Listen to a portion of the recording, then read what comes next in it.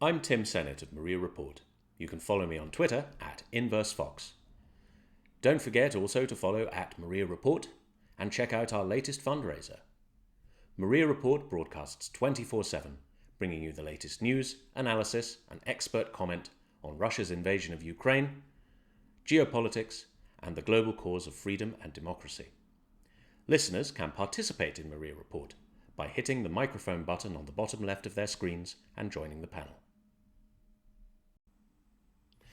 Nigel Farage, a British politician, has been getting himself into trouble recently for repeating the claim that Russia's invasion of Ukraine was provoked or otherwise justified by Western, particularly NATO, action. Specifically, the claim is that countries in Central and Eastern Europe having joined NATO, and certain others wishing to join NATO, represents an encroachment on the interests of Russia, legitimate or otherwise. This video is not about Mr. Farage specifically, but rather I will attempt to dissect this claim and lay bare its poverty in three ways. Namely, 1. The claim is not true. 2. Russia doesn't believe it. And 3. It doesn't matter anyway. But first, a little history. NATO had its origins in the Anglo-French Entente Cordiale of 1904. This was formalised as the Treaty of Dunkirk in 1947, which was ostensibly created to counteract a renewed threat from Germany. However, as Germany was by then occupied by Allied troops, it seems clear that the main concern in London and Paris was in fact the Soviet Union. The agreement was joined by the Benelux countries in 1948 and, in 1949, following the Russian-backed coup in Czechoslovakia, the treaty was joined by the United States, Canada and various other democracies to create an integrative defensive alliance, NATO. Interestingly, the Atlantic Treaty was a Canadian idea and was mostly written by our maple syrup-stained friends. The Russians soon followed with their own Fisher-Price version of NATO, whose chief purpose was to ensure that the militarily occupied countries of Central and Eastern Europe could not have governments inimical to Moscow.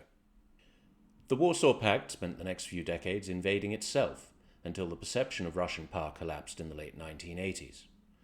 The tomfoolery of communism quickly evaporated and the Soviet Union broke up, and the countries of Central and Eastern Europe asserted their sovereignty once again.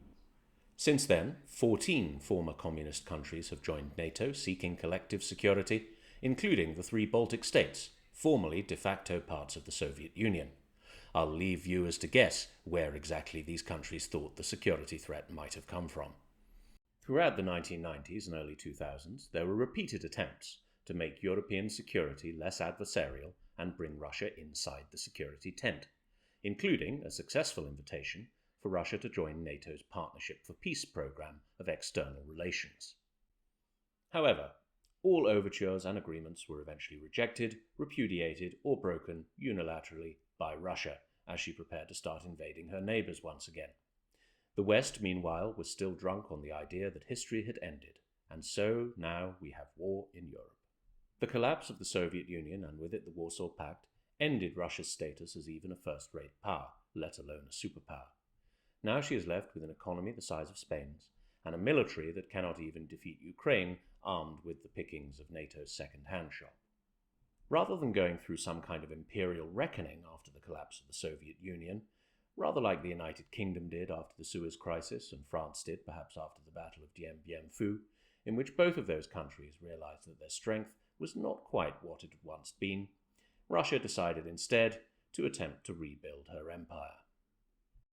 However, lacking any kind of soft power, or apparently even the willingness to be nice to her neighbours, Russia could only do so by force.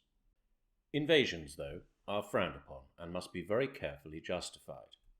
There are very few circumstances in which an invasion of another country is legal or acceptable, and Russia was backed by precisely none of those reasons. So Russia had to resort to doing what Russia does best: spreading bullshit. If you've spent any time on social media recently, you will have come across some version of Mr. Farage's claims. It's framed or phrased in various ways: poking the bear, Russia's backyard, Russian sphere of influence, provocation, but they're all variants of the same nonsense, and they're all part of a much older disinformation vector. That disinformation vector is essentially the very old idea that Russia, and only Russia, is entitled to tell the countries at her borders what to do, and to invade them if they refuse to cooperate. Essentially, it's not imperialism when Russia does it. However, like much of our enemy's nonsense, this claim is offensive and stupid when plainly stated, so it must be dressed up in some kind of strategic equivocation. In this case, the tactic is deflection and obfuscation. Russia is justified in invading Ukraine because NATO promised not to expand eastwards. This claim is of course untrue. Russia doesn't believe it, and it doesn't matter anyway, which brings us to the meat of this video. Central to the claim that accepting new members among the countries of Central and Eastern Europe somehow provoked Russia's invasion of Ukraine is the idea that NATO, the United States, other Western countries, or some combination of these entities promised not to accept new members further to the east. Russia makes constant reference to this idea in their messaging, and their sympathizers parrot it endlessly. Superficially, the claim is credible. After all, Russia has a long history of domination and empire in that particular region, and many Western people grew up with that region being firmly behind the Iron Curtain. The region seemed mysterious, it seemed other. They spoke strange languages and did things differently. As Eastern Europe emerged from communism, it seemed chaotic, corrupt, and above all, Russian. The brazen confidence of Russian messaging around nashi, ours, made many Westerners blink. Throw in the successful disinformation campaign around imperialism being something that only Western countries do, and you have the perfect recipe for Russian success. Russian domination of the region seemed natural, inevitable, and perhaps even right. You can add to the mix some of the loudest voices in our culture: the hard left, the far left, the Marxists, the lunatics, who unflinchingly believe any propaganda, provided it is sufficiently anti-Western. And so you have a reasonably large group of people who will simply believe that Russian domination of Eastern Europe is something we must simply live with. So, when it is claimed that NATO, the United States, etc., agreed or even treated with the Soviet Union against accepting new members further to the east, that claim seems reasonable. There's just one problem. None of it is true. It's all lies, Kremlin lies, disinformation. You will not find any treaty to that effect. You will not find any evidence of assurances, promises, or anything. Nothing about the claim is verifiably true. So how do they get away with it? Well, more lies, of course. Now, I was getting a little tired of this nonsense. So, one fine day on Twitter, I challenged one of its most high-profile proponents, the journalist Peter Hitchens of the Mail on Sunday, whose books on British social history and policy I greatly admire, to provide some evidence for the claim. Mr. Hitchens was gracious enough to reply, and he pointed me in the direction of an essay entitled What Gorbachev Heard, by Russian academics Svetlana Savranskaya and Thomas Blanton, an apologist for Julian Assange.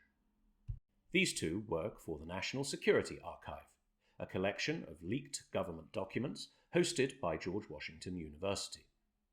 The National Security Archive seems to have close connections with various progressive political organizations, but nothing that would raise red flags beyond the academic left's instinctive and KGB-fueled dislike for the achievements of the civilized world. The broad thrust of what Gorbachev heard is not that the Russians were entreated or even promised that NATO would not accept members further to the east, but rather that Soviet leader Mikhail Gorbachev was led to believe that. It's easy to defend weak claims, of course, but this essay fails even to do that. The essay editorializes meaning over ambiguous documents, tortures interpretation to fit a presupposed narrative, fails to provide vital context, and at worst simply misrepresents the plain meaning of text. For example, the authors claim that Document 1 is, and I quote, a US Embassy Bonn cable, reporting back to Washington details both of Genscher's proposals that NATO would not expand to the east, and that the former territory of the GDR in a unified Germany would be treated differently from other NATO territory. Genscher was the German Foreign Secretary, the West German Foreign Secretary, and the GDR refers to the former East Germany. This document does indeed suggest a compromise that would involve East German territory, former East German territory, remaining outside the military structures of NATO, but says nothing, absolutely nothing, about NATO expansion to the east. Indeed, the vision laid out by Genscher in this communication is of the exact opposite tone, that the adversarial security structures of Europe would be replaced, or should be replaced, by common security architecture, including Russia as a security partner. Document 2 is a summary of a phone call between Genscher and British Foreign Secretary Sir Douglas Hurd. Here, we get closer to the spirit of the author's argument. Genscher is reported to have said that he opposed the inclusion in NATO of the CEE states, particularly Poland, but this is to ignore the context provided by the rest of the document. Genscher went on to say that the doctrine and posture of NATO was not settled, and to stress the importance of new common security architecture. There we have that theme again. He also stressed that decisions on NATO enlargement, particularly the inclusion of East Germany, were not entirely his to make. You have to include East Germany in these decisions. Document 4 is a record of a conversation between US Secretary of State James Baker and his Soviet counterpart, Mr. Edward Shevardnadze. The authors pounce on a comment made by Mr. Baker, and I quote, "Germany, that is firmly anchored in a changed NATO, and by that I mean a NATO that is far less of a military organisation and much more of a political one, would have no need for independent capability. There would, of course, have to be ironclad guarantees that NATO's jurisdiction or forces would not move eastward. And this would have to be done in a manner that would satisfy Germany's neighbours to the east."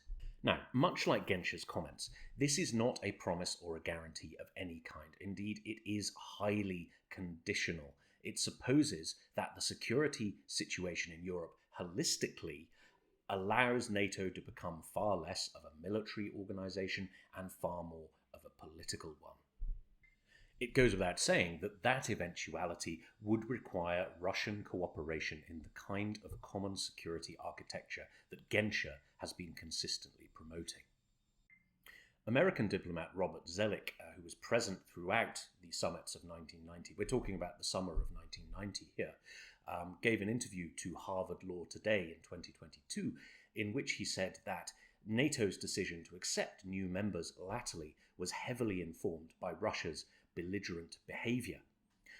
Furthermore, Baker stresses in this communication the need to include CEE states in any such decisions. The decisions of those states, of course, was to join NATO.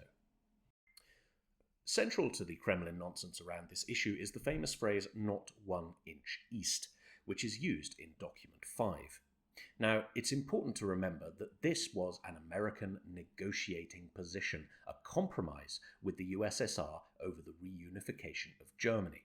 The idea was that Germany as a whole would join NATO, but NATO's military jurisdiction would not move beyond the internal border, so the border between the former East Germany and the former West Germany. Crucially, the phrase, "not 1 inch east," refers to Germany. It refers to the internal border of Germany. It does not refer to anything else. It certainly does not refer to NATO's so-called expansion.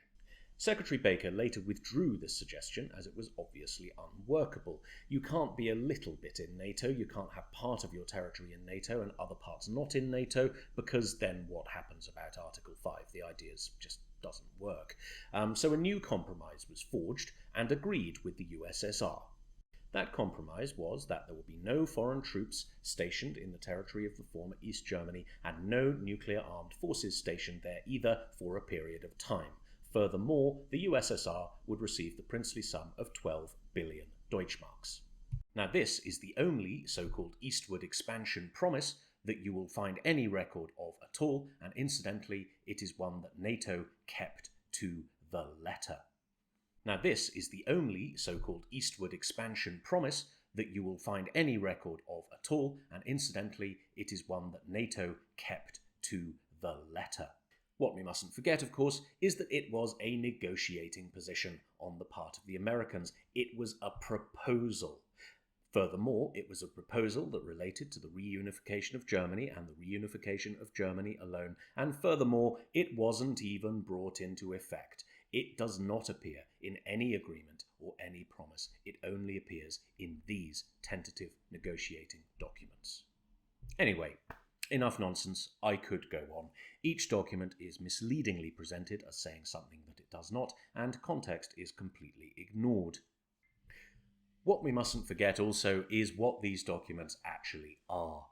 They are opinions, they are internal discussions, they are the tentative positions of various politicians within Western countries. They are not treaties, they are not guarantees, they are not promises of any kind. Indeed, if any such pledges were made, the Soviet Union would have insisted upon them in writing and signed and formalized in treaties. However, no such treaties were ever written, no such treaties were ever signed. The documents relate to the reunification of Germany and nothing else besides. What Gorbachev heard then is probably best ignored in favor of what Gorbachev has actually said. Mikhail Gorbachev, the leader of the Soviet Union, has confirmed that the matter of NATO expansion eastwards was not even discussed in the summer of 1990, still less were any guarantees given.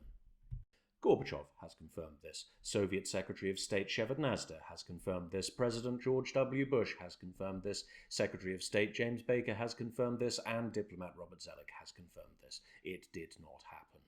In fact, the claim is such abject nonsense that Russia doesn't even believe it. Russia has confirmed the right of CEE countries to join NATO formally in treaty and rhetoric several times. For example, here is Article 8 of the 1999 Charter for European Security, also known as the Istanbul Declaration, and I quote, "Each participating state has an equal right to security. We affirm the inherent right of each and every participating state to be free to choose its security arrangements, including treaties of alliance as they evolve. Each state also has the right to neutrality. Each participating state will respect the rights of all others in these regards. They will not strengthen their security at the expense of the security of other states." Signed, the Russian Federation. Russia has never sought to justify her invasion of Ukraine in NATO expansion terms before any sensible international body.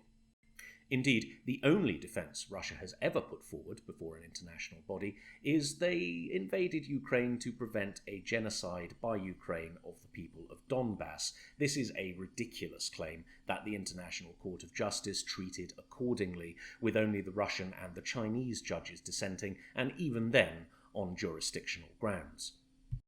We might also consider a rare insight into the inner workings of the Kremlin bullshit machine in the form of a video released by the late Wagner mercenary group leader Evgeny Prigozhin in June 2023, in which he accused the Russian MOD specifically of inventing NATO-based justifications for their invasion of Ukraine. And I quote, "The Ministry of Defense is trying to deceive the public and spin the story that there was an insane level of aggression from the Ukrainian side and that they were going to attack us together with the whole NATO bloc." Anyway, we could do this all day. Russia does not believe her claim that her invasion of Ukraine has anything to do with NATO expansion or promises or anything of the sort. If Russia had any evidence to support this, she would produce it. She cannot because it doesn't exist, because the claim simply isn't true. But, perhaps most importantly, NATO expansion is simply irrelevant. No promises were ever made, but that does not matter. Freedom of alliance is a sovereign right of all nations, and a right that Russia has explicitly and repeatedly affirmed. If a country allies in a way the Kremlin doesn't like, tough. Russia just has to lump it. It is not a pretext, legally, morally, or otherwise, for Russia's illegal invasion of Ukraine. And that's really it. I hope you enjoyed this video. I hope you learned something. I hope you learned as much as I did in making it. If you enjoyed this video, I urge you please to like and share.